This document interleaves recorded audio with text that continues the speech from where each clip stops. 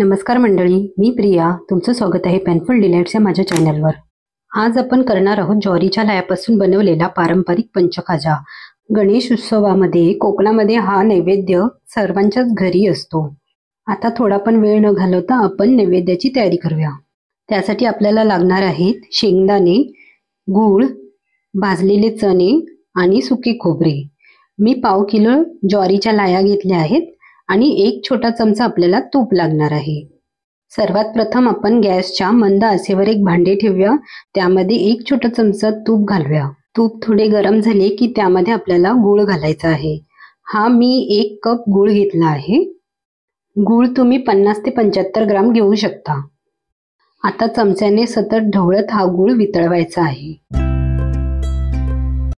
या गुळामध्ये 2 चमचे पाणी घालूया, जेणेकरून हा गूळ थोडा पातळ होईल आणि सर्व पदार्थाला हा गूळ लागेल.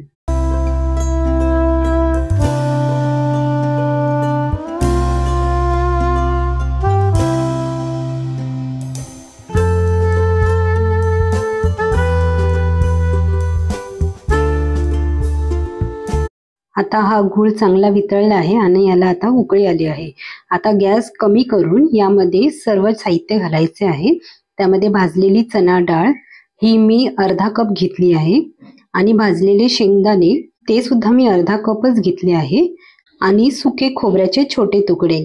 सुके खोबरे मी पाव वाटी घेतली आहे.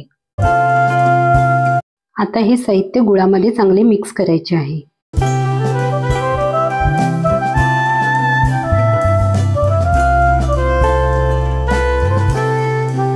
आता यामध्ये थोड्या थोड्या लाह्या घालून हे मिश्रण चांगले मिक्स करायचे आहे.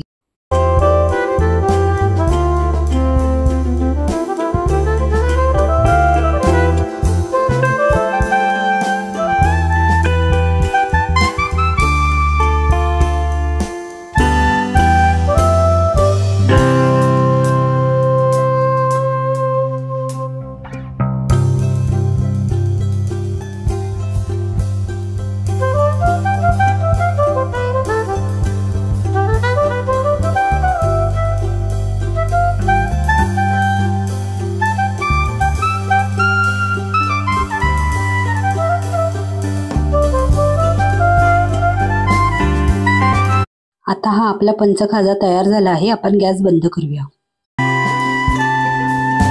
हा खाजा एका ताटलीमध्ये काढून थंड करायचा आणि नंतर हवाबंद डब्यामध्ये ठेवायचा, म्हणजे तो व्यवस्थित राहतो.